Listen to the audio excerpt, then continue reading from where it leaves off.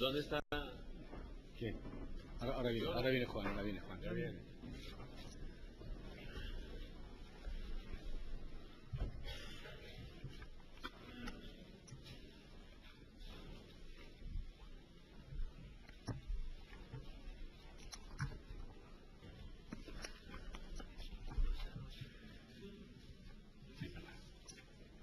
Buenas noches. Damos comienzo a la tercera última sesión de esta Semana de Autor dedicada al maestro Álvaro Mutis. En esta ocasión, el título de esta sesión es también el título de uno de los últimos libros de Álvaro, que se llama De Lecturas y Algo del Mundo, que es una colección de artículos y ensayos publicados entre 1943 y el año pasado, recogidos por Santiago Mutis y publicados por la editorial Seis Barral. Nos acompañan en la mesa Adolfo García Ortega, Valladolid, 1958, escritor, actualmente director editorial de Seis Barral. Ha estado vinculado al mundo del libro y de la literatura en los últimos 20 años. En los años 80 trabajó en el periodismo cultural y fue crítico literario en varios medios de comunicación, especialmente en El País, La Vanguardia y Diario 16, así como en todas las revistas literarias de la época. Ha traducido obras de Jules Laforgue, Roland Topor, Valéry Larbaud, Isabel Eberhard, Roland Barthes, Blaise Cenraz y Philippe Sopolt, entre otros. Ha sido asesor del Ministerio de Cultura entre 1988 y 1994. En 1995 entró en el Grupo Santillana y desde octubre del 2000 es director editorial de Seis Barral. Autor de varios libros de poesía y narrativa, sus últimas obras son las novelas Café Hugo, Lobo y Mampaso, todas en la editorial Ollero y Ramos. Nos acompaña también Juan Villoro. Nació en la Ciudad de México en 1956, estudió la carrera de Sociología y fue alumno del taller de cuento de Augusto Monterroso. Ha sido profesor de literatura de la Universidad Nacional Autónoma de México y profesor invitado a la Universidad de Yale. Ha impartido conferencias en las universidades de Brown, McGill en Montreal, Sapienza en Roma, Princeton, Rutgers, en Dartmouth College, en Boston, en East Anglia, en Oxford, en la Católica de Lovaina, en la Central de Barcelona y en la Complutense de Madrid, entre otras. Es autor de 3 libros de cuentos: La Noche Navegable, Albercas y La Casa Pierde, un libro de crónicas imaginarias, Tiempo Transcurrido, un relato de viaje a Yucatán, Palmeras de la Brisa Rápida, 2 novelas, El Disparo de Argón, traducida al alemán y al francés, y Materia Dispuesta, traducida también al alemán. Un libro de crónicas, Los 11 de la Tribu, un libro de ensayos, Efectos Personales, y 4 libros para niños. La editorial venezolana Monte Ávila publicó una antología de sus cuentos bajo el título de La Alcoba Dormida, que fue reeditada por la Universidad Nacional Autónoma de México en el año 2000. Ha traducido los aforismos de Lichtenberg, el cuarteto de Müller, Engaños de Schnitzer, Memorias de un antisemita de Gregor von Rosori y Un árbol de noche de Truman Capote y El general de Graham Greene. Durante 3 años dirigió La Jornada Semanal, suplemento cultural del periódico La Jornada. De 1977 a 1981 tuvo a su cargo el programa radiofónico El lado oscuro de la luna. Escribió el guión de la película Vivir mata para el director Nicolás Echavarría y en 1998 cubrió el Mundial de Francia con una columna titulada Dios es redondo. Obtuvo el premio Javier Villorrutia por su libro de relatos La Casa Pierde y el premio Mazaclán por su libro de ensayos Efectos Personales, que en España acaba de publicar la editorial Anagrama. Y por último tenemos a Eduardo García Aguilar. Manizales, 1953, vive actualmente en París. Ha publicado las novelas Tierra de Leones y El Boulevard de los Héroes. Otro de sus títulos es el libro de poemas Llanto de la Espada. un volumen de relatos viajeros, Urbes Luminosas, el ensayo Delirio de San Cristóbal, manifiesto para una generación desencantada, y una magnífica aproximación a la figura y la obra de Álvaro Mutis, titulada Celebraciones y otros fantasmas. Ediciones Altera de Barcelona ha publicado recientemente su novela El viaje triunfal, en donde Eduardo relata las peripecias de un poeta hedonista, decadente y vanguardista en los años de entreguerra. A través de él, de ese personaje, el autor busca mostrar el fin de las ideologías y la aurora de una época en la cual ya no se está obligado a asumir un solo rumbo. El viaje triunfal es el homenaje que el escritor colombiano quiere rendir a las más esplendorosas y atractivas generaciones literarias latinoamericanas, la del modernismo y la del vanguardismo. La metodología que vamos a optar esta noche es distinta a las noches anteriores. Solamente va a haber una ponencia de Adolfo García Ortega, que será una especie de marco general, y luego nosotros, los cuatro, iniciaremos una conversación con nuestro querido maestro Álvaro Mutis. Los cuatro somos bibliófagos como él, antes que bibliomaníacos, somos devoradores de libros y queremos que él nos hable de libros y que además nos lea unos cuantos poemas. Entonces, los cuatro tenemos la misión expresa de tirar de la lengua de Álvaro Mutis. Adolfo. Gracias. Buenas noches. Quiero agradecer mi presencia aquí y manifestar que sin duda es una suerte para mí poder compartir y hablar acerca de un escritor con quien literariamente me siento muy unido y muy cercano. Es alguien con quien siento pertenecer a un mismo club, a un mismo bando, a una misma tradición. Las referencias son comunes y a ellas he llegado leyéndolo a él o bien leyendo a otros escritores que él había leído. Es igual, Mutis es un escritor que integra, afectivamente, y no desintegra, aunque, como todos, tenga su necesidad de ser excéntrico. Digo esto porque creo importante hablar de la calidez, de la empatía que rezuma la obra de Mutis para quien ame de verdad la literatura. Y tal vez porque en la literatura de verdad hay ríos interiores, caminos secretos, pasadizos y pasillos que solo quienes los conocen lo saben. Y es maravilloso encontrar, al leer a Mutis, muchas claves, puertas y pasillos de esos que uno cree conocer. Es algo así como una sociedad secreta, una facción de masones. Nos identificamos. Eso me produjo Mutis desde que empecé a leerlo y a escribir sobre él, allá a comienzos de los 80, una identificación, un mismo camino, un mismo interés. Y claro está, comencé a aprender de él, a ver cómo diablos había conseguido escribir tal o cual texto, tal o cual poema. Me hice un alumno secreto. Entendí entonces que la literatura de Mutis, por formar parte de una tradición de literatura plural y heteróclita, es una gran cámara llena de ecos, en la que tratan en un mismo espacio-tiempo todos los fantasmas de la literatura universal, ya sean estos autores o personajes, ya sean Conrad o su Marlowe en El corazón de las tinieblas, o el Hayes de Victoria, ya sean Pessoa o su Álvaro de Campos, ya sean Larbaud o su Barnabut.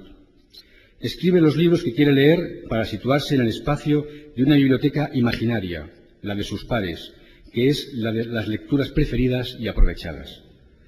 Esa condición universal de Mutis procede de una muy clara vocación cosmopolita que Mutis ha sabido llevar a su doble condición de escritor y de lector. Porque otra de las claves de identificación con Mutis que yo tengo, pero creo que todos tienen, es que es un lector expreso, confeso y astuto. ¿Qué quiere esto decir? Quiere decir ni más ni menos que sabe lo que lee, que lo asimila, lo transforma y que lo sabe contar. De los variados registros de Mutis, imagino que estos días pasados se habrá hablado de su condición de gran narrador, poseedor y fabricante de un mundo literario propio e interrelacionado, y de su condición de no menos gran poeta, aunque tal vez sea esta su condición primera, pues para ser un gran narrador hay que pasar por ser un gran poeta. Quiero celebrar ahora una tercera faceta suya de su actividad como escritor, que es la de ensayista o anatomista de las obras ajenas. Ensayista no entendido como constructor de teorías, sino como ameno, y recalco ameno, disertador reflexivo acerca del placer de leer y de escribir, acerca de la práctica de la escritura. Lo que también se conoce como el deporte de algunos escritores, la crítica. No una crítica destinada a manipular el gusto ajeno, ni a vengarse de la frustración propia, sino a algo muy generoso, la crítica como confesión de amor literario y como inducción a la lectura. Recuérdalo tú y recuérdalo a otros, parafraseando el verso de Cernuda. Creo que esa generosidad es característica de los grandes escritores, y Mutis es ambas cosas, generoso y gran escritor. Hablar de lo ensayístico es hablar de una actitud reflexiva sobre la literatura y sobre el estilo, propios y ajenos. De hecho, el título de esta mesa redonda tiene que ver, además, como ha dicho Conrado, con el título de la reunión de artículos que hizo Mutis en el 2000 y que está publicada precisamente en Seix Barral. Y en ese libro se da buena cuenta de esa tercera condición de Álvaro como ensayista o crítico a sus obras. Por sus páginas, eco final de sus artículos, pasan nombres de todo tipo, de toda la historia de la literatura y de todas las literaturas. Y, por supuesto, referencias claves, en una palabra, selección. Y los autores de los que escribe Mutis son en sí mismos ya una antología, una selección preferencial que da norte al lector. Cuando Mutis habla de Gide o de Mann, habla de una interiorización previa de esos autores y revela de ellos una óptica, un ángulo distinto para el lector, de manera que éste llega al libro desde la pasión, desde la libertad ejercida por Mutis en su selección. No se guía Álvaro por un criterio de profesional de la crítica, sino por un criterio de amante de la lectura, de la literatura. Por tanto, con él se aprende a leer. Y es lo que pasa con autores así, y esto es un gozo. Precisamente porque en Álvaro, en sus lecturas, en los ecos de ellas dejados en sus obras, claramente la literatura se percibe como un placer. Por ejemplo, esa selección que demuestra un gusto subjetivo se nota en autores o referencias que se pueden llamar constantes en él. La literatura rusa, los polacos, sobre todo los transustancializados como Apollinaire y Conrad, algún norteamericano, hay mucho Melville y mucho Faulkner sobrevolando por su prosa, y especialmente los franceses. Pero sobre todo Mutis hace gala de una gran cultura literaria, abrumadora. Esto es deslumbrante y atrayente en él. Le da carta de naturaleza de un tipo de escritor muy definido, seguro de sí mismo, que ha decidido ubicar su literatura no como crónica contemporánea, sino como parte de una biblioteca ideal, la mejor, la perdurable, la universal. Si hay dos tipos de escritores en el mundo, los que tienen libros en las librerías y los que los tienen además en las bibliotecas, sin duda Álvaro es de estos últimos. La gran cultura literaria de Mutis tiene una base previa incluso a la lectura de libros, y que podría ser un rasgo muy propio de nuestra común pasión, suya y mía, que es Valéry-Larbaud. Mutis, como Larbaud, está fascinado a priori por lo foráneo, por lo extero, por lo lejano, por lo que es distinto en la identidad, por lo que es imposible y solo soñable. ¿Y qué es la literatura de verdad, sino hacerse uno mismo al escribir real lo irreal, vivir los deseos, vivir las aventuras? A raíz de esa fascinación por lo foráneo, inevitablemente, o se enrola uno marinero o se dedica a leer. Creo que Mutis halló la fórmula para hacer casi las dos cosas. Fruto de la lectura, hay en Mutis un rasgo que quiero destacar, o al menos que considero importante, el de ser un activo practicante de la literatura comparada. En esto es un maestro, como lo son otros dos grandes compatriotas suyos, Gabriel García Márquez y Pedro Gómez Valderrama. De nuevo aparece aquí la cámara de los ecos, que es toda su obra. Es como si Mutis hubiera optado desde el principio por la universalidad versus los males del provincianismo, o sus sinónimos, la intolerancia, la ignorancia, la mezquindad o la limitación. Mutis precisamente es lo contrario de esos cuatro conceptos. Como comparatista que es también un afrancesado. Y no sé si aquí fue antes el huevo o la gallina. Su infancia y adolescencia en Europa, concretamente en Bélgica, le confieren una cierta proximidad al desarraigado culto que se perfila en la literatura de Larbaud, a quien, claro, leerá después. Y su educación cosmopolita le aboca a una educación en la que lo francés tiene un peso notorio. Saco algunos nombres. La presencia catalizadora en su obra de todo Proust. Apollinaire, el otro polaco, está aterrado junto con Conrad, la gran referencia de la obra de Mutis.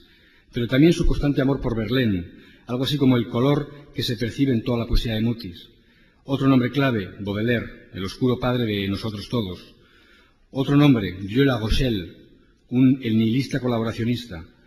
Otro nombre, Blaise András, el suizo aventurero. Macron tiene algo o mucho de los mundos creados por estos escritores. Y en mi opinión, el magisterio, insisto, de Valéry Larbaud, de quien ha escrito en varias ocasiones y con quien hay muchas y notorias afinidades en su obra. De Larbaud y de Pessoa, indudablemente, recibió Mutis algo que tal vez, desde el Quijote y su Cide Hamete Benengeli, es lo más literario por excelencia, el artificio de los heterónimos, parapetarse no ya detrás de un personaje, detrás de una voz, sino detrás de un autor, de una literatura toda. Así se funda ese Macrol el Gaviero y ese Alvar de Matos, interesantísimo y cultísimo, que es una especie de brasileñización de su propio nombre. En los heterónimos, además, está otra componente literaria básica en Mutis, heredero claro de sus lecturas, el sentido de hacer de la literatura como una práctica de juego, de un juego serio, por así decir, trágico y denso, pero juego al fin y al cabo. Juego como se dice artificio o como se dice maquinaria, es decir, juego como fabricación de artefactos literarios. El gran ejemplo, en mi modo de ver, es su libro Cuatro relatos, 4 obras maestras por sus juegos literarios, sus guiños a épocas o formas diametralmente distintas. He dicho antes que Mutis es un gran afrancesado porque para una generación que acaba en la mía, ser afrancesado es sinónimo de calidad, de cultura de calidad, distinguida, y además conlleva ese concepto diplomático de esprit de corps con la literatura en sí misma. Mutis se trata con todos los escritores, vivos o muertos, y se trata de tú con todos ellos. Creo que eso es lo que da la condición de afrancesado desde los tiempos de Moratín o Jovellanos. Y por eso también creo que Mutis es un literato. No en balde tiene gran éxito en Francia, donde es enorme la aceptación de su obra. Pero no es un afrancesado pedante, eso le salva, porque es un afrancesado con proyección a otras literaturas, de las que es un avezado cazador. Esa cultura literaria es la que nace del corazón del lector voraz que es Mutis. Aparece sutilmente en un libro tan intenso como es Diario de Lecumberri y en La mansión de Araucaíma, gótico homenaje literario muy propio también de un Larbaud, que vio la luz en Seix-Barral en 1978. Todo está relacionado en su obra y en su prosa. Un poema se convierte en una novela, un personaje en un poema, guiños, referencias, deudas. Así, La nieve del almirante o Un bel moril fueron poemas antes de ser novelas del ciclo de Macrol. Se mueve por la literatura y por su historia como Pedro por su casa, porque desde luego es su casa, la literatura. Y no es erudito, ni tiene el aburrido don de lo académico, sino el fascinante don de una obra circular, redonda, que se contesta a sí misma por medio de la obra de los otros, y se explica al explicar la de los otros. Eso es lo que Larbaud, insisto, precisamente entendía como cosmopolitismo. Al hablar de Conrad, Mutis habla de sí, porque habla de cómo entiende la literatura, aprendida a su vez en la lectura de Conrad. Un extraño eterno retorno, que es el que permite decir al profesor Francisco Rico aquella inteligente butaz de que en Quevedo influyó César Vallejo, y todos nos lo creemos porque es verdad. Luego hay otro Mutis, el muticulista, el de Algo de Mundo, que goza de una libertad provocadora y hasta algo subversiva, no exenta de ironía. Habla con opinión política, es decir, desde un punto de vista concreto y en un sentido público, destinado a generar pensamiento en el lector. Y aquí de nuevo la literatura tiene un papel, ya que el Mutis escritor lo tiñe todo. No habla ex cátedra o desde una autoridad pontificial, sino que sitúa la literatura de fondo, como un decorado o un líquido, para expresar sus opiniones en la mayor libertad, para comentar los avatares del mundo como si se pasease por él. En eso establece también complicidades de inmediato con el lector. Quizá lo que mejor define a Mutis sea precisamente esto, que es percibido por el lector como un cómplice de la aventura literaria, ya sea en su cara de escritor o en la de lector.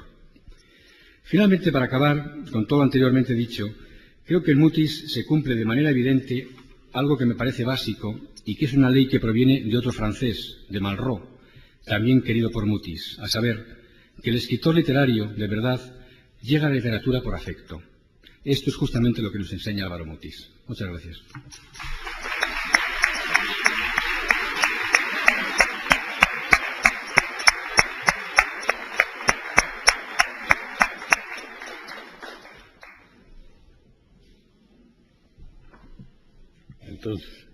Entonces, bueno, yo quisiera, alrededor de algunas de las cosas que han escuchado ustedes, muy generosas, pero quisiera precisar un poco sobre esto del lector voraz. Sí lo soy, pero también, y lo he repetido en varias ocasiones en esta oportunidad, nunca he leído un libro que me aburra. Si un libro me aburre, sea el que sea el autor que sea, lo cierro inmediatamente. Yo leo para comunicarme, para sentir la presencia y el calor de alguien. Entonces, cuando eso no sucede, cierro el libro. O sea, no leo para aprender, sino sencillamente para seguir viviendo.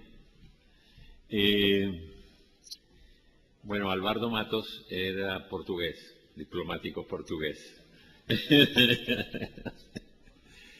Ahora, los autores que han sido mencionados, sí, son mi compañía, desde luego. Con Larbaud tengo una relación que es una relación amorosa.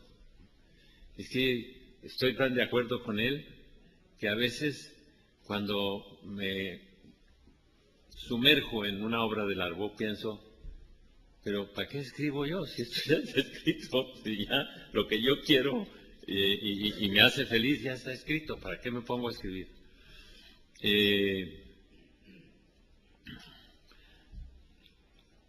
Había tal vez otro punto que quería hablar, pero yo prefiero que aquí mis amigos disparen sus preguntas. Yo tuve la fortuna de conocer a Álvaro Mutis hace 20 años en México y de pasar mucho tiempo preparando un libro que se llama Celebraciones y otros fantasmas, donde hice una cantidad de preguntas a Álvaro Mutis hasta yo luego fatigarlo totalmente, porque se abordaron todos los temas habidos y por haber, salvo aquellos donde ya mi ignorancia era total.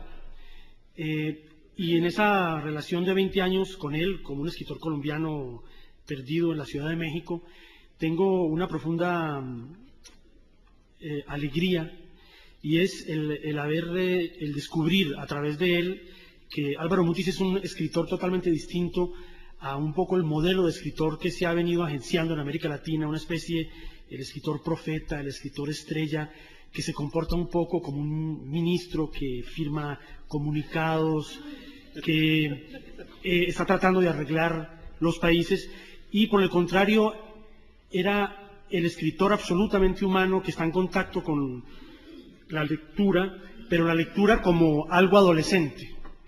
Y yo creo que así como él ayer decía que lo principal para él es conservar ese niño que lleva dentro, el homenaje más grande que a los amigos o a las personas que hemos tenido el extraordinario privilegio de entrar a su cueva llena de libros de la Casa de San Jerónimo es precisamente que el escritor, el lector, debe guardar ese espíritu del adolescente que escribe para nada y para nadie, que lee sin saber que va a convertirse un día en un adulto corrompido por el vodevil literario.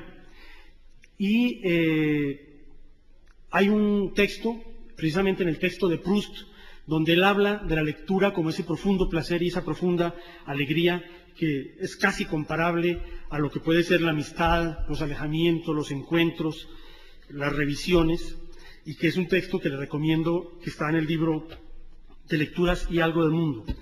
Pero quisiera preguntarle hoy, primero que todo, es en torno a un personaje que yo sé que él quiere mucho, que escribió algo muy lindo, que dice: la palabra es la luz de la sombra que ella es la sombra de la luz que recibe.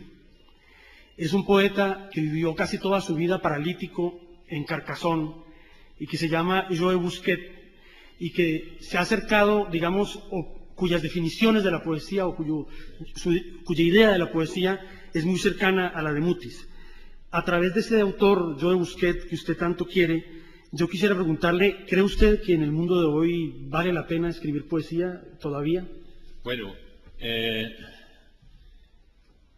en verdad, tal como es el mundo de hoy, tal como se nos viene encima, uno piensa ¿para qué escribir poesía? Esto va a caer en un vacío absoluto. Pero yo creo que uno tiene que escribirla, Eduardo, para uno mismo, para salvarse uno mismo de ese vacío y dejar testimonio de las cosas esenciales que nos hacen lo que somos, que nos da la vida, que nos dan la vida, y sin pensar si va ya a ser leído o no. He oído muchas veces en estos últimos años, y ustedes seguro lo han oído y todos, de que la poesía está a punto de acabar, que ya nadie lee poesía, que la poesía ya no tiene sentido. Desde luego que yo no estoy de acuerdo. Yo creo que siempre he contestado a esto una cosa pues, que siento muy obvia y muy sencilla. El último hombre sobre la tierra, lo que hará antes de morir es poesía. Será un lamento, será un decir, ¿qué hice? ¿Qué es esto? ¿Qué pasó? Eso es poesía.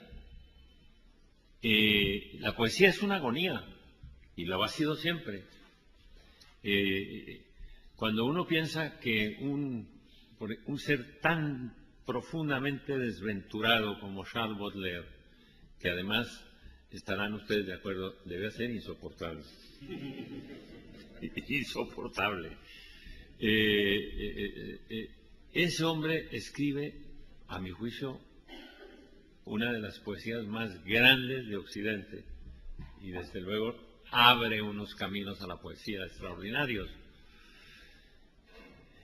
Y uno tiene la seguridad que por dentro, con su poesía se salvó. Porque si alguien ha construido un infierno para él mismo, es Baudelaire. Entonces, yo creo que no es que valga o no la pena escribir poesía tal como está el mundo. Este mundo me parece profundamente despreciable, no me hace no tengo ningún contacto, no me hace ninguna gracia nada de lo que sucede, más bien lo que me da es un vago terror todo. Ya para mí abrir un periódico es algo que me produce pánico. Pero precisamente por eso hay que dejar por escrito no ese pánico, sino esa fiesta que fue nuestra vida de niño y esa fiesta que sigue siendo nuestra vida con cosas que nos hacen eternos. Los amigos, los libros, esas cosas nos hacen eternos. Sí. Las mujeres que queremos. También, claro, desde luego. Donde haya amor, con los amigos hay amor, desde luego, ¿no? Y desde luego, algo que para mí es esencial, complicidad. Alguien que es nuestro cómplice en la lectura de Valéry Larbaud, en la de Jules Lafort, en esas cosas esenciales nuestras que nos hacen lo que somos, ¿no? Y entonces esa complicidad, pues yo creo que seguirá, a pesar de esta especie de globalización que es una palabra que se usa generalmente para fenómenos políticos y económicos, y no, es que eso está sucediendo en todas partes, que es borrar la persona. El individuo ya no existe. Lo que hay son unas sombras en unas pantallas que yo me niego a ver siempre. Y a tener en mi casa ni siquiera nada de esto. Entonces, pues la amistad sí sigue siendo fundamental, pero por eso, porque nos tiene al margen de este mundo impersonal, generalizado, tonto. No quiero dar ejemplos porque es que realmente cada ejemplo es más macabro que el otro, pues. Usted dice una cosa en un artículo sobre un poeta que a mí me parece que es como un representante real de lo que es la actividad literaria, que es un poeta que usted conoce mucho y que ha estado muy cercano a usted, que es el poeta Francisco Cervantes, un poeta mexicano. Sí. Y en el texto que usted escribe sobre ese gran poeta y ese gran autor mexicano, a veces olvidado, que no bueno, que es precisamente un poeta de verdad, usted dice algo que me gustaría que aclarara un poco más. Dice que Cervantes, bueno, canta para nadie, como uno de sus libros lo dice, y dice que la gran poesía de Cervantes es precisamente buena o es extraordinaria porque el autor nunca pensó en los otros al cantar, y así pudo llegar a ellos con la evidente plenitud de la verdad. El poeta entonces no debe pensar en nosotros, debe estar totalmente solo, creando puentes con su soledad total. El instante en que el poeta esté pensando que está escribiendo para otro, para alguien que va a escuchar, ya empezó mal. Uno se escribe poesía como se llora, se escribe poesía como se ríe, se escribe poesía como de pronto llega el pánico y el terror vago de estar vivo. Por eso se escribe, yo creo, así se escribe la poesía. Si empiezas a pensar en me leerán esto, entenderán esto, no. Ese no es el camino. Y Cervantes, tú lo conoces, y Villoro lo conoce también, ¿no? Es muy difícil, sin ser cruel y mordaz, describir a Cervantes. Es decir, con el físico que tiene, realmente que aparezca en la calle ya me parece un acto de valor extraordinario. Después, el carácter que tiene realmente es algo muy especial. Yo no he visto una persona que tenga esa disponibilidad para irritarse e irritar inmediatamente al otro. Que dice uno, yo siempre pensaba con él cuando comencé a verlo, ¿por qué? ¿Cómo es posible que no lo hayan matado? Me acuerdo que cuando empezó a ir a visitarme, trabajaba yo en Telerevista, una empresa de productora de cortos de cine, de noticieros de cine, perdón, y de publicidad para cine y para televisión, que era en lo que yo trabajaba. Y se estaba a veces horas sentado frente a mí y un compañero de trabajo, Jim Stanton, un americano encantador y un hombre bueno, pero bueno de verdad, me dijo un día, Álvaro, perdóname, sé que es tu amigo, pero no soporto a ese señor un minuto más en nuestra oficina. Le dije, ¿pero qué te ha hecho? Me dijo, no, nada. Nada. Absolutamente nada. Pero es que no lo soporto, es que fluye de él una cosa tan... Y en la poesía que escribe, realmente yo la encuentro muy valiosa. Y es eso, ¿eh? Es decir, un tipo que escribe, que titula un libro suyo Cantado para nadie. ¡Qué maravilla de tipo, ¿no? Así se llama el libro. Es exactamente lo opuesto al título, por ejemplo, de un poeta colombiano que escribió un libro que se llama Canciones para iniciar una fiesta. En el caso de Cervantes. Y yo, fíjate que la amistad y la familiaridad con Cervantes fueron las que me hicieron pensar en ¿quién otro es así? Y de pronto dije, no, Baudelaire debía ser así. Inaguantable, inaguantable. Bueno, la razón por la que no lo han matado es que es amigo de Álvaro Mutis, ¿no? Sí. Bueno, espero. Le vende protección. Oye, Álvaro, yo quería que habláramos de un tema inevitable que es naturalmente el mar, ¿no? Los que te conocemos desde hace mucho tiempo nos hemos maravillado no solamente con tu escritura, sino con las muchas anécdotas que has contado, que pueden ir desde la muerte de Pushkin hasta la ocasión en que invitaste a México a Günter Grass para un programa de televisión y te trajeron un alemán que también se llamaba Günter Grass, pero que no era el escritor, ¿no?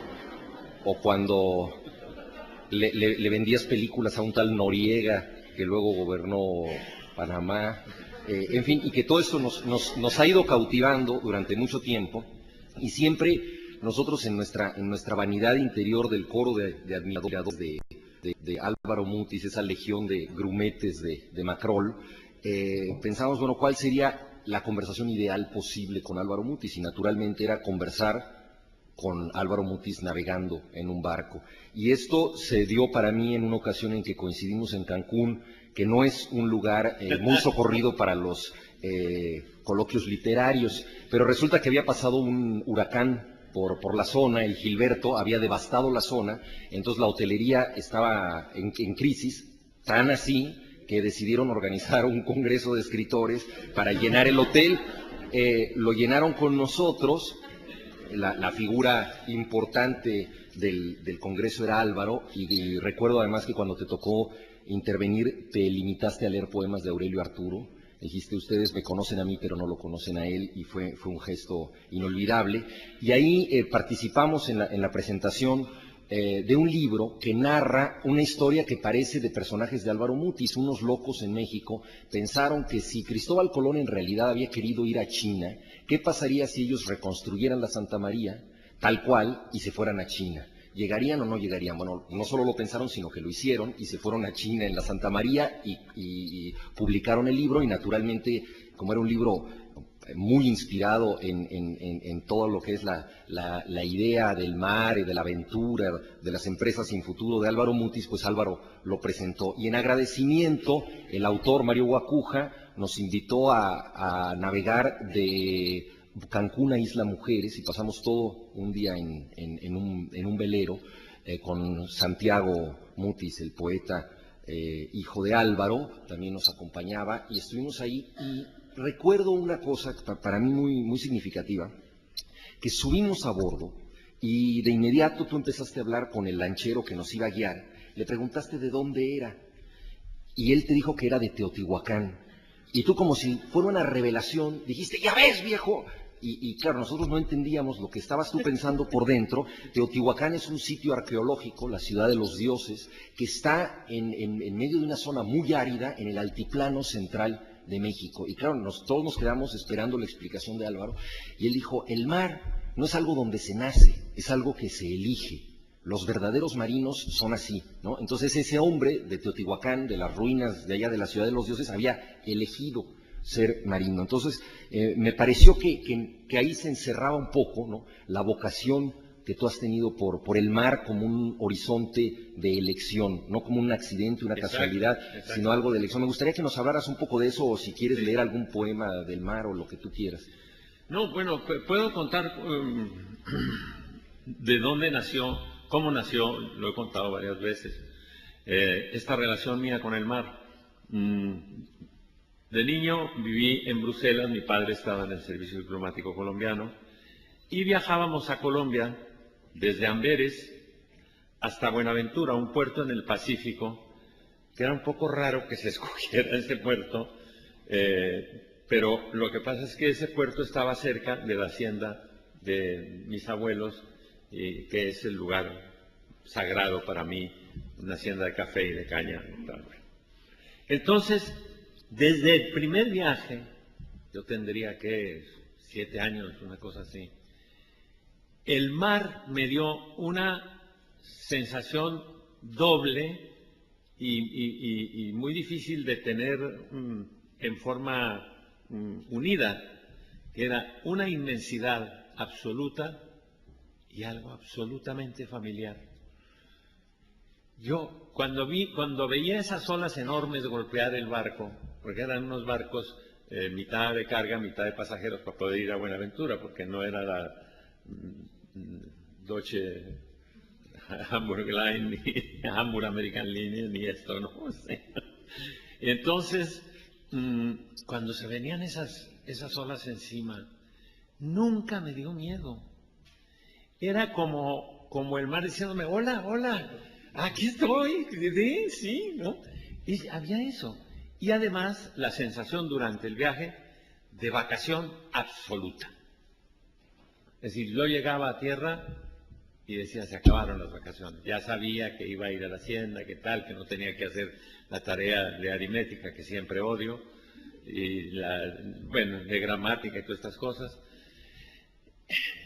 Y en el mar no, en el mar nunca se me ocurría, no se me ocurrió nunca abrir un libro, porque, en fin, esos viajes se repitieron varias veces y me dejaron esa marca.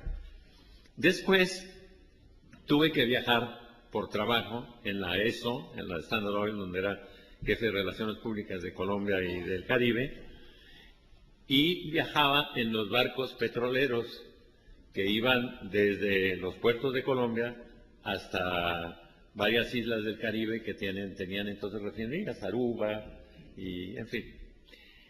Me recuerdo mucho que el gerente, que no sabía todos estos antecedentes, me dijo un día: Álvaro, te voy a tener que encomendar una cosa que te va a dar una aburrición terrible, pero es urgente, viejo, porque hay un grupo de colombianos en la refinería de Aruba y hay problemas allí de tipo laboral y tal, y quiero que vayas y veas cuál es el problema y tal. Ya sé, viejo, ya sé, son barcos petroleros, huelen todo el tiempo a petróleo. Y yo me quedé mirando y le dije: Espi, le decíamos, lo que se llamaba Espinosa, le dije: Espi, no sabe lo que me estás regalando. Además, estás acabando con el jefe de Relaciones Públicas de esta empresa, porque yo no me bajo de esos barcos. Y allí volví a tener esa sensación. Sí, había un olor continuo a petróleo, a crudo, o si no, a gasolina.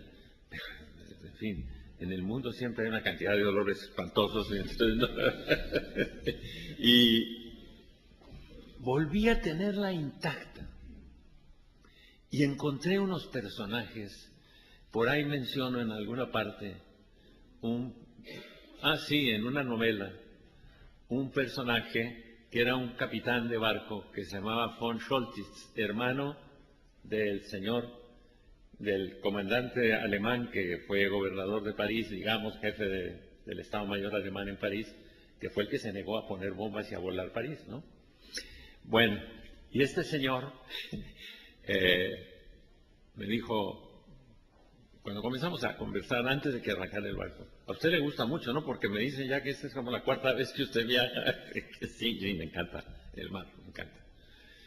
Me dijo: bueno, pues vamos a vernos. No coma usted con la oficialidad, coma usted en mi camarote. Le dije: sí, muy bien, ¿no? Vamos. Ok, encantado. Hablaba perfecto francés. Mi alemán no es como el tuyo. Mi alemán es bastante inexistente. Y entonces llego al desayuno y veo un bowl enorme, unas botellas de champaña y unas botellas de cerveza. Nada de comer. 8 de la mañana. ¿Qué es esto? ¿No? Tomó la champaña, la echó en el bowl y echó las cervezas, no todas. Me dio una pequeña vasija de plata así, muy rara, muy historiada. Me la dio. Dije: me va a matar. Y me tomé eso, él se tomó otra, yo me tomé otra, él se tomó otra. Y entonces de pronto me pareció mentira, una charola que venía con estos pequeños sándwiches alemanes, ¿cómo se llaman? Con pan negro y... Ese, sí. Y entonces dije: ay, qué bueno, algo de sal. Me dijo: bueno, lo espero. Bueno, naturalmente yo ya estaba a punto de gritar viva el Partido Liberal, ¿no? Y entonces dije: bueno, menos mal que que al almuerzo, comida, como decimos en México, bueno, sí va a haber cosas ricas, porque había cocinero y todo. Llego al almuerzo a la 1:00, la misma historia.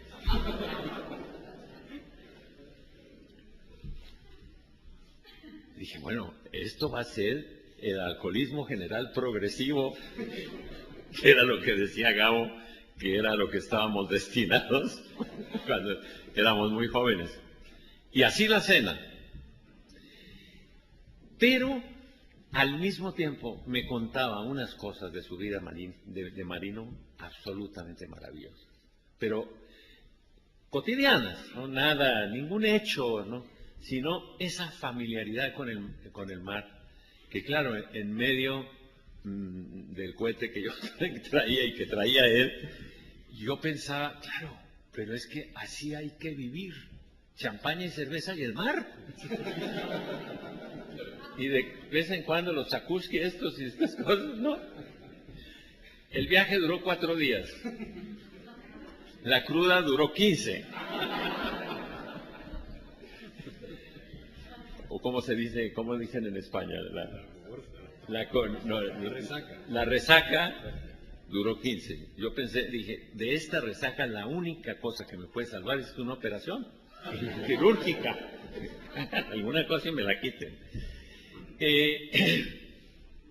Esos viajes pues me mantuvieron otra vez en contacto con el mar.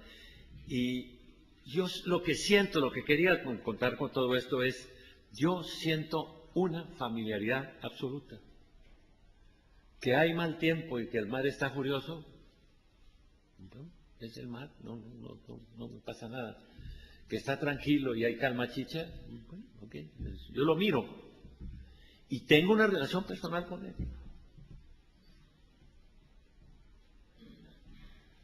Y claro, hay una cosa, el colmo del ingenio humano me parece la navegación, con las estrellas, porque estás con lo esencial. No hay tales astrolabios y cosas de esas. Eso sirve para ver las estrellas, para ver la posición de la luna, para ver cerca de qué paralelo o de qué meridiano estás. Pero el contacto es con el cielo, con lo esencial. ¿Qué más quieres? No hay que montar en taxi ni cosas de esas, ¿no? Para ti solo hay 2 formas civilizadas de viajar, en barco o en tren, ¿no? No, el tren, claro, no. El tren es una de las cúspides de la civilización. Así como el avión es el peor invento que se ha hecho, ¿no?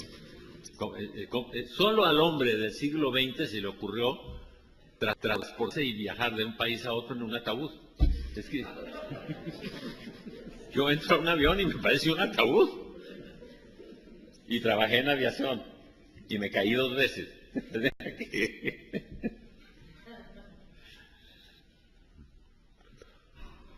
Bueno, un poema. Un poema.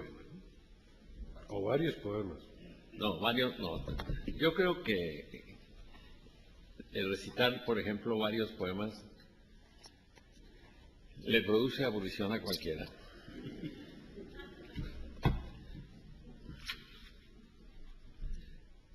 Cosa tan curiosa. No tuve que buscar. Aquí estaba. El portero del hotel donde vivimos aquí en Wellington, que es un viejo amigo muy simpático, porque siempre vengo al mismo hotel. Cuando llegué esta vez, hablando con él, descubrí que era de Córdoba. De Córdoba, España. No, que no está mal. Y no sé, como que tomó para mí una personalidad muy especial, porque a mí Córdoba es un lugar que es sagrado. Hice un poema inmediatamente después de la experiencia que aquí cuento, que dice así: una calle de Córdoba, para Leticia y Luis Feducci. En una calle de Córdoba, una calle como tantas, con sus tiendas de postales y artículos para turistas, una heladería y 2 bares con mesas en la acera y en el interior chillones carteles de toros. Una calle con sus hondos zaguanes que desembocan en floridos jardines, con su fuente de azulejos y sus jaulas de pájaros que callan abrumados por el bochorno de la siesta. Uno que otro portón con su escudo de piedra y los borrosos signos de una abolida grandeza, en una calle de Córdoba, cuyo nombre no recuerdo, quizá nunca supe. A lentos sorbos tomo una copa de Jerez en la precaria sombra de la vereda. Aquí, y no en otra parte, mientras Carmen escoge en una tienda vecina las hermosas chilabas que regresan después de 5 siglos, para perpetuar la fresca delicia de la Medina en los tiempos de Al-Andalus. En esta calle de Córdoba, tan parecida a tantas de Cartagena de Indias, de Antigua, de Santo Domingo y de la derruida Santa María del Darién, aquí no en otro lugar, me esperaba la imposible, la ebria certeza de estar en España. En España, donde tantas veces he venido a buscar ese instante, esta devastadora epifanía, sucede el milagro, y me interno lentamente en la felicidad sin término, rodeado de aromas, recuerdos, batallas, lamentos, pasiones sin salida, por todos esos rostros, voces, airados reclamos, tiernos, dolientes en salmos. No sé cómo decirlo, es tan difícil. Es la España de Abul Hassan al-Husri, el ciego, la del bachiller Sansón Carrasco, la del príncipe don Felipe primogénito del César, que desembarca en Inglaterra todo vestido de blanco para tomar en matrimonio a María Tudor, su tía, y deslumbrar con sus maneras y elegancia a la corte inglesa. La del joven oficial de albo coleto que parece pedir silencio en las lanzas de Velázquez. La España, en fin, de mi imposible amor por la infanta Catalina Micaela, que con estrábico asombro me mira desde su retrato en el Museo del Prado. La España del chofer que hace poco me decía, el peligro está donde está el cuerpo. Pero no es eso solo. Hay mucho más que se me escapa. Desde niño he estado pidiendo, soñando, anticipando esta certeza que ahora me invade como una repentina temperatura, como un sordo golpe en la garganta, aquí en esta calle de Córdoba, recostado en la precaria mesa de latón mientras saboreo el jerez, que como un ser vivo expande en mi pecho su calor generoso, su suave vértigo estival. Aquí en España, ¿cómo explicarlo si depende de las palabras y estas no son bastantes para conseguirlo? Los dioses en alguna parte han consentido en un instante de espléndido desorden que esto ocurra, que esto me suceda en una calle de Córdoba, quizá porque ayer oré en el mihrab de la mezquita pidiendo una señal que me entregase así sin motivo ni mérito alguno, la certidumbre de que en esta calle, en esta ciudad, en los interminables olivares quemados al sol, en las colinas, la serranía, los ríos, las ciudades, los pueblos, los caminos de España, en fin, estaba el lugar, el único e insustituible lugar en donde todo se cumpliría para mí, con esta plenitud vencedora de la muerte y sus astucias, del olvido y del turbio comercio de los hombres. Y ese don me ha sido otorgado en esta calle, como tantas otras, con sus tiendas para turistas, su heladería, sus bares, sus portalones historiados. En esta calle de Córdoba, donde el milagro ocurre así de pronto como cosa de todos los días, como un trueque del azar que le pago gozoso con las más negras horas de miedo y mentira, de servil aceptación y de resignada desesperanza que han ido jalonando hasta hoy la apagada noticia de mi vida. Todo se ha salvado ahora, en esta capital de los omeyas, pavimentada por los romanos, en donde el duque de Rivas moró en su palacio de 14 jardines y una alcoba regia para albergar a los reyes nuestros señores. Concedo que los dioses han sido justos y que todo está, al fin, en orden. Al terminar este jerez, continuaremos el camino en busca de la pequeña sinagoga en donde meditó Maimónides, y seré hasta el último día otro hombre, o mejor, el mismo, pero rescatado y dueño desde hoy de un lugar sobre la tierra. Gracias.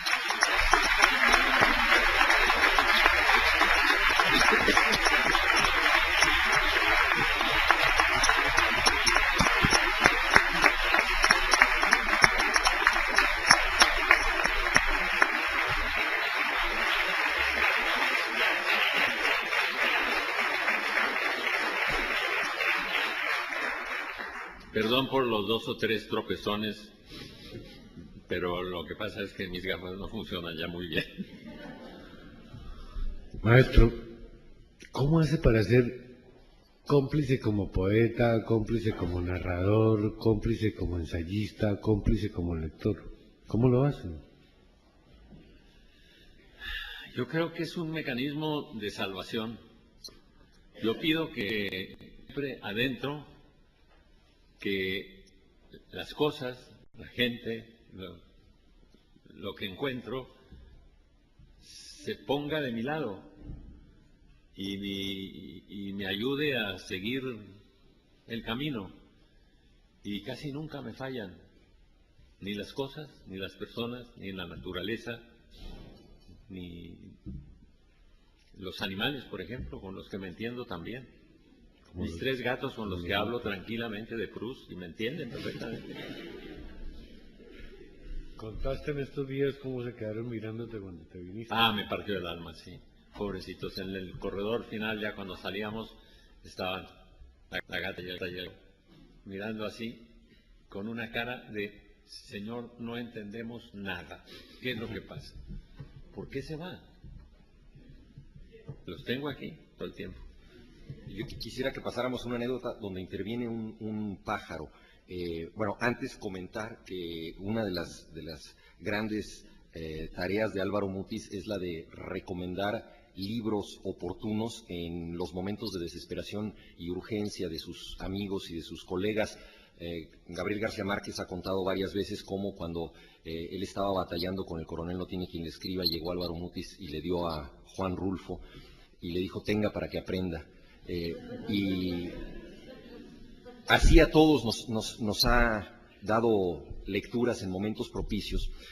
En alguna ocasión me recomendó al poeta venezolano Eugenio Montejo, entonces muy poco conocido, y me dijo algo que no he olvidado, que dice, sabe desordenar la realidad.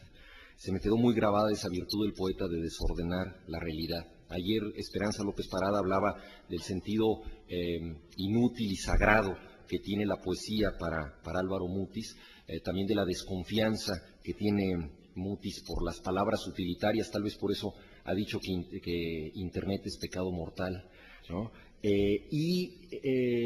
Pensando en esta función de desordenar lo real, en este valor sagrado ceremonial por momentos de la poesía, recuerdo una anécdota, si la memoria no me traiciona, con Gonzalo Rojas, un encuentro Con Enrique Molina. con Enrique Molina, con Enrique Molina, Sí. en donde estaban ustedes conversando En mi casa. y de repente apareció un pájaro muerto Sí.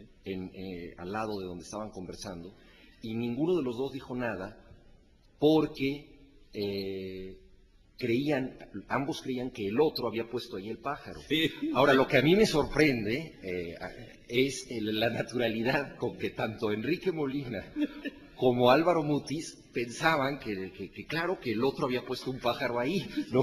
Entonces tú has escrito cada poema un pájaro que huye, ahí el pájaro estaba puesto por el poeta, Sí. y te parecía como lo más normal del mundo. ¿Por qué no nos hablas de esta misión desorganizadora de la realidad de Bueno, los porque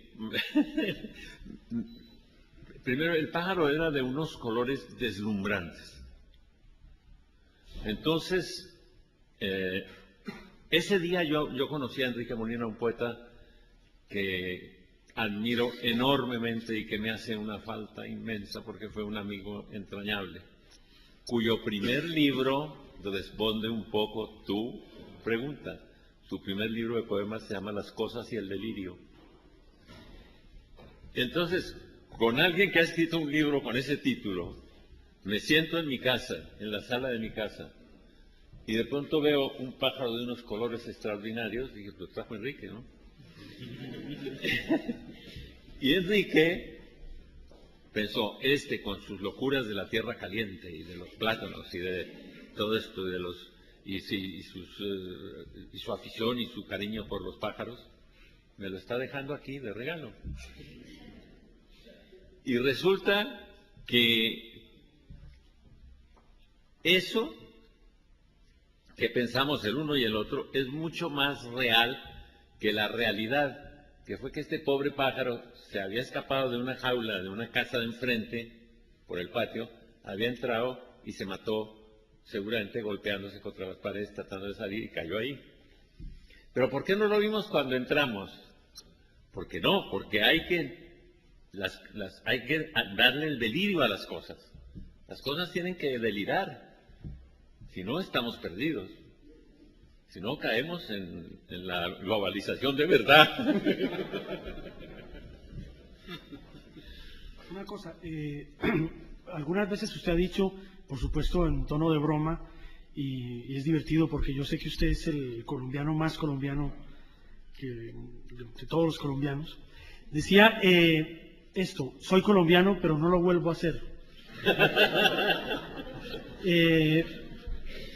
Evidentemente el premio Cervantes 2001 ha sido otorgado a un escritor colombiano, y allí donde uno ha pasado la infancia, donde uno, como dice Jaime Jaramillo Escobar X504, de allí donde uno estudió el bachillerato o lo perdió como usted, de ahí uno es. A mí me gustaría mucho que nos recordara un poco a todos nosotros, sus lectores, esos años en que entró a escribir poesía, en que se comunicó y empezó a escribir los primeros poemas en Bogotá, y esas personas que sin duda fueron grandes maestros para usted, o personas que le dieron, le recomendaron libros o lo incitaron a escribir. Por ejemplo, uno de los primeros poemas suyos está dedicado a Luis Cardosa y Aragón, que vivió en Bogotá. También quisiera ese otro personaje que es Jorge Salamea o Eduardo Carranza, es decir, esos años de final de bachillerato antes de que lo echaran y perdiera ya definitivamente. ¿Cómo fueron? ¿Cómo fue el contacto con esos maestros y con esa Colombia de antes del Bogotazo? O Hernando Telles. Ay, Hernando. Bueno, primero quiero aclarar algo respecto a lo de soy colombiano pero no lo vuelvo a hacer.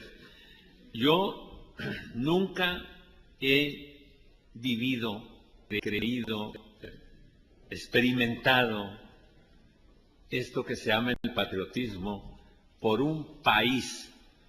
Yo tengo un patriotismo profundo por una región del Tolima, donde está la hacienda de la que vengo hablando, que es exactamente el lugar en donde sentí que la naturaleza me decía, los árboles, los pájaros, las frutas, los cafetos florecidos de blanco, con esa nieve maravillosa que se convierte en las flores de café, me dijeron, tú eres nosotros y nosotros somos tú.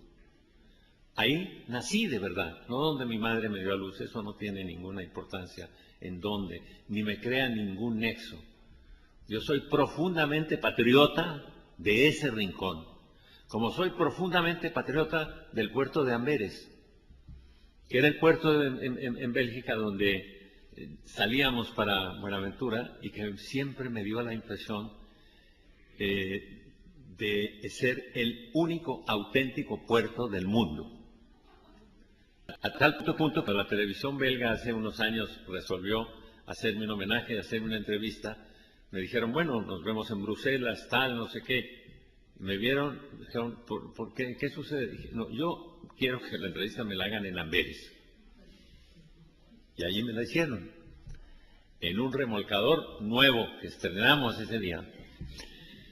Ahora, ese amor por ese paisaje y el amor por estos lugares en Bélgica y bueno, hay también rincones de París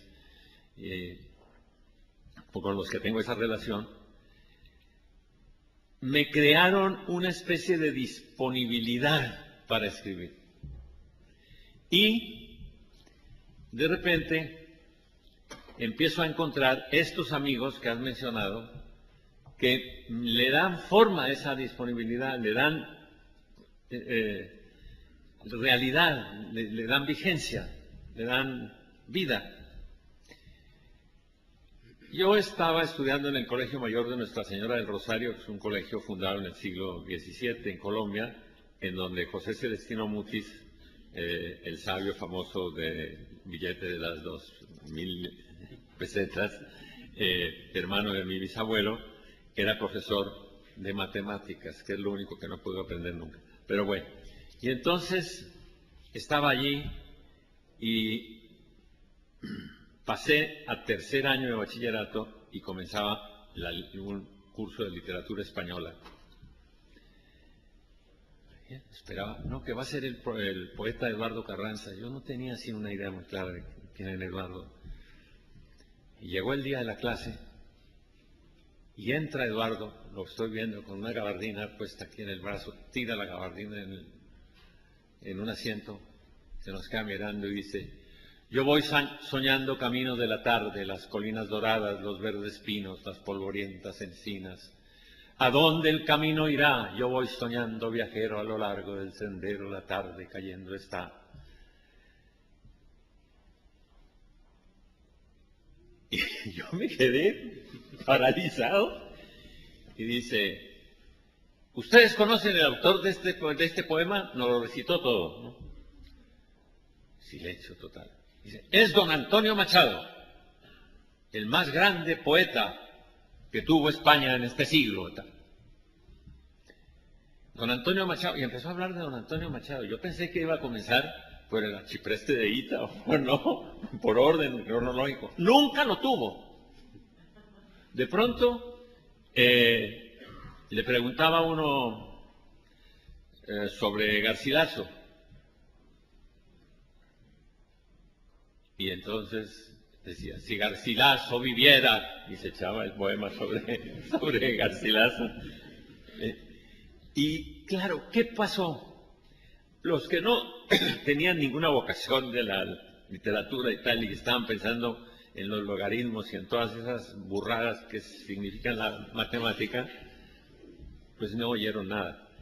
Pero a mí y a algunos otros alumnos con los que todavía me encuentro, nos transmitía un fervor y una veneración por la poesía que era como una fiebre. Y después empecé a escribir mis primeros poemas, todos se fueron al cajón de la basura, por fortuna.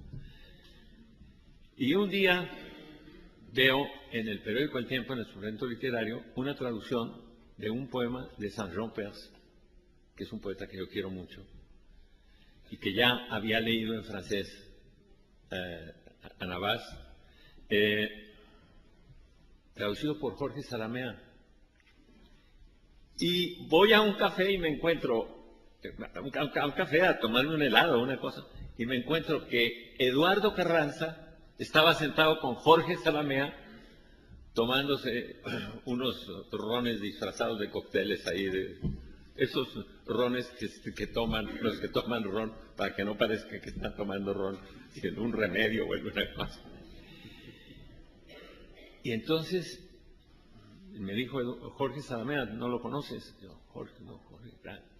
Y le hablé de Saint-Jean Perse. Y me dijo: ¿tú dónde diablos sabes de Saint-Jean Perse? Dije: no, pues ahí en la librería central compré este libro y tal. Nos hicimos íntimos amigos, íntimos amigos.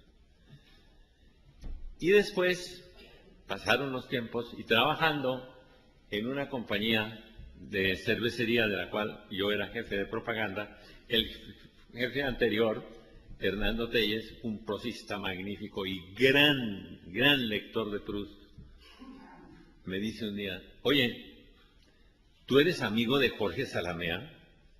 Le dije: sí, lo quiero mucho. Me dijo: pero ¿cómo puedes ser amigo de Jorge Salamea, que tiene el genio más horrible del mundo y que hace los desafueros más grandes con la gente? Le dije: conmigo no. Y entonces empezamos a conversar sobre Jorge y descubrí que en el fondo lo admiraba muchísimo. Y estas confusiones, Carranza, Telles, Salamea y Eduardo, el primo de Jorge, que fue el que me publicó mi primer poema, que era Oración de Macrolio y Gaviero, mi primer poema, que dije: bueno, esto sí se puede publicar, no se va para la basura. Entonces se lo llevé a Eduardo,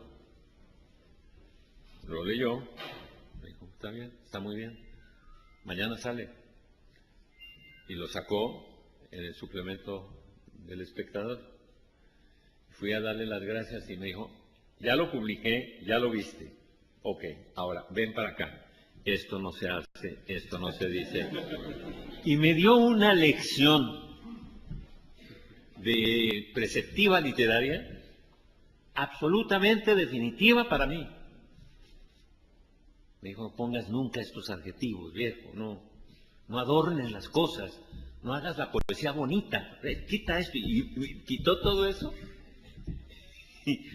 Y le dije, bueno, pero ¿qué hago? Reescribe, viejo. ¿Tú relees? Sí, yo releo, porque es un vicio mío, yo releo. Bueno, pues reescribe también, es lo mismo.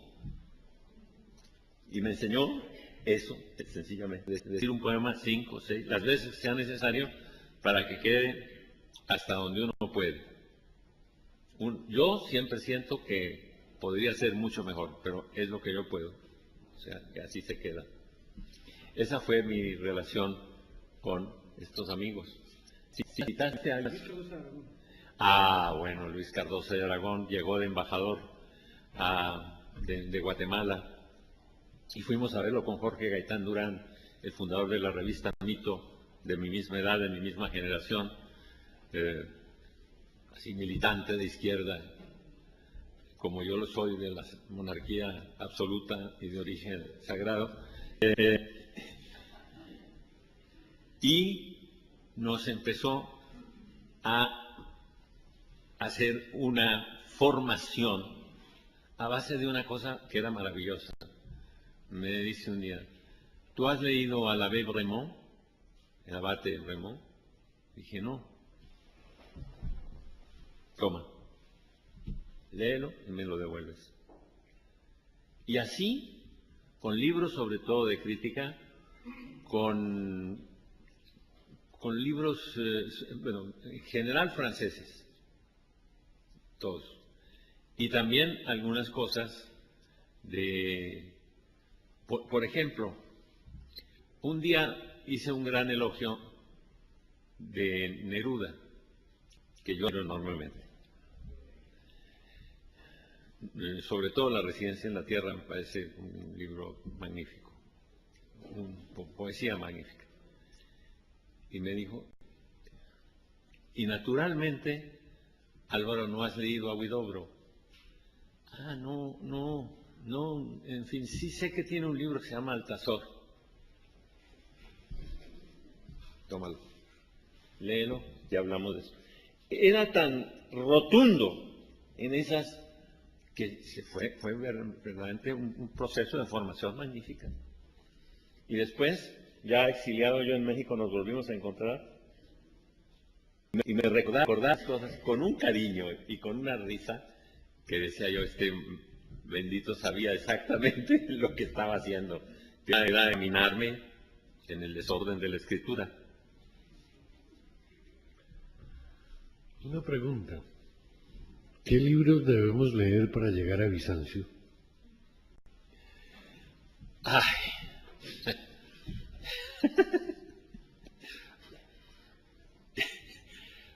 Un día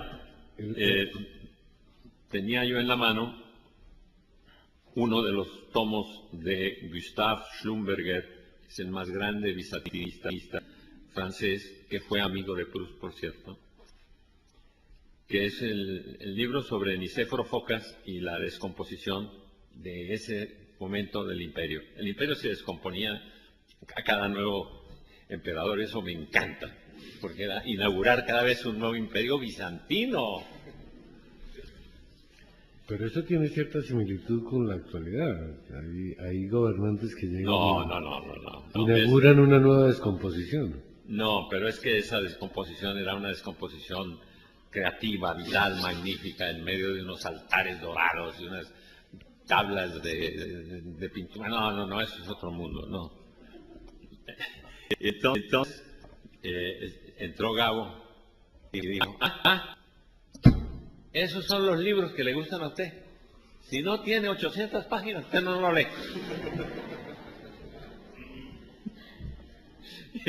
Bueno, entonces, sí, Schlumberger, desde luego, y Charles Diel, que yo pronuncio Diel por mi deformación del Deutsche Sprache, ¿no? Pero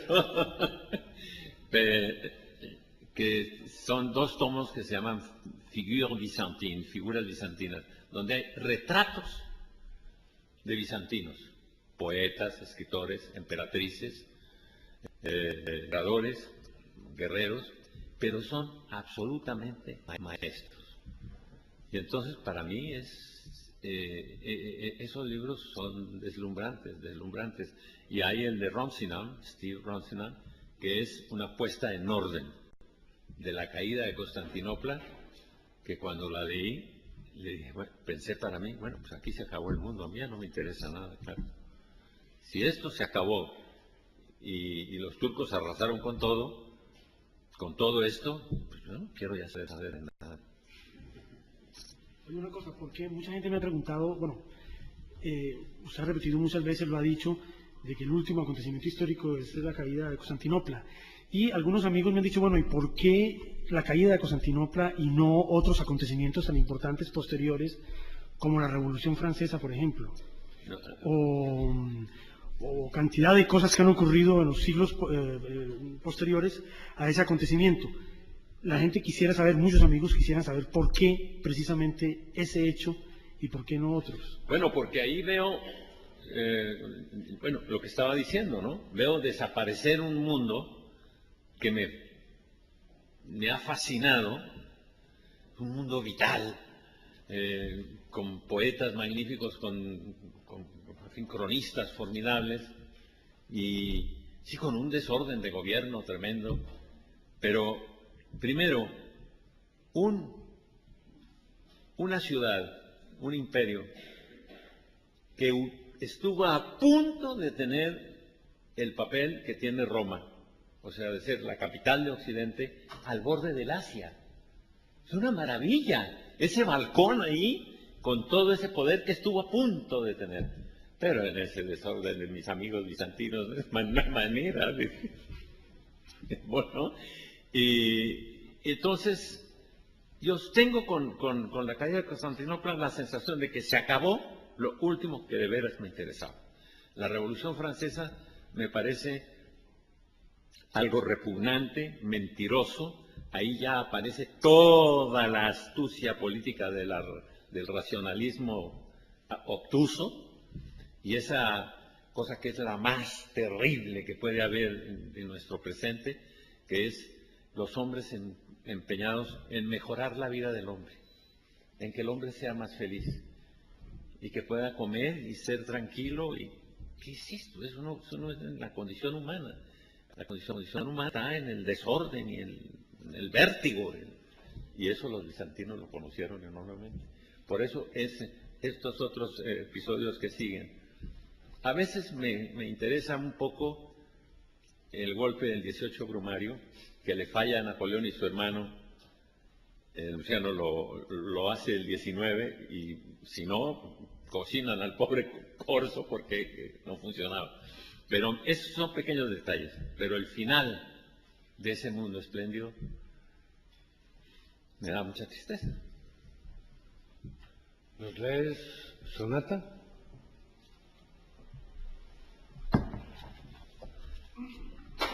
O la que quieres, o el que quieres.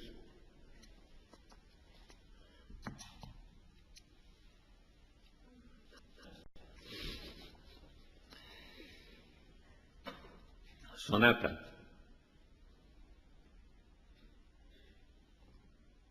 Otra vez el tiempo te ha traído al cerco de mis sueños funerales. Tu piel cierta humedad salina, tus ojos asombrados de otros días, con tu voz han venido, con tu pelo. El tiempo, muchacha, que trabaja como loba que entierra a sus cachorros, como óxido en las armas de caza, como alga en la quilla del navío, como lengua que lame la sal de los dormidos, como el aire que sube de las minas, como tren en la noche de los páramos. De su opaco trabajo nos nutrimos, como pan de cristiano o rancia carne, que se enjuta en la fiebre de los guetos, a la sombra del tiempo, amiga mía. Un agua mansa de acequia me devuelve lo que guardo de ti para ayudarme a llegar hasta el fin de cada día. Hay otra sonata en donde describo la tierra caliente. y me la acaban de regalar Gonzalo García. Tengan paciencia, por favor, que ya vamos a terminar además.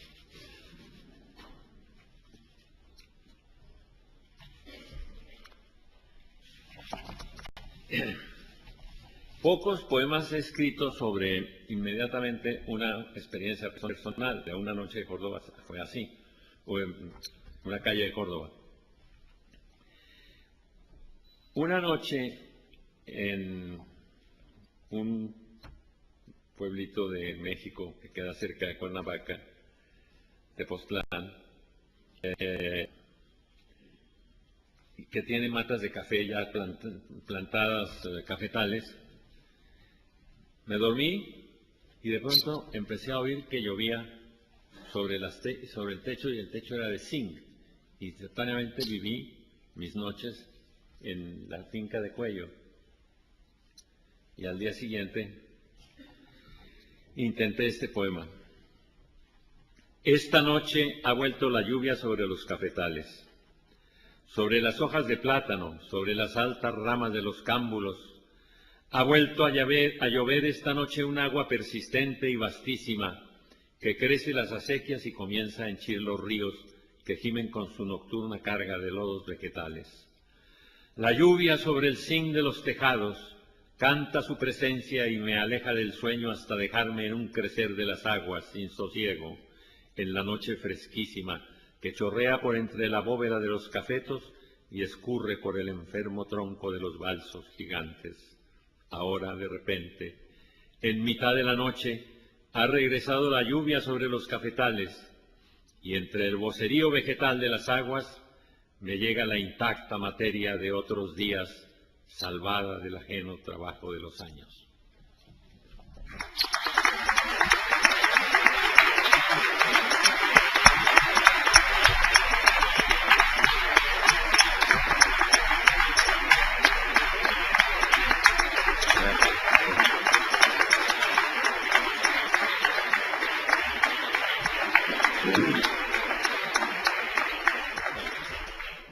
Querido maestro, muchísimas gracias. Más que un orgullo para nosotros, ha sido un privilegio para todos, para los que lo acompañamos en la mesa, como para todos los asistentes, haberlo oído, leído, palpado y visto durante esta semana, lo cual nos deja maravillados a todos y esperamos volverlo a tener aquí en mes y medio con motivo del Premio Cervantes. Un tanto abrumador, pero bueno, está bien. Muchas gracias, maestro. Mil gracias a ustedes, mil gracias a todos ustedes.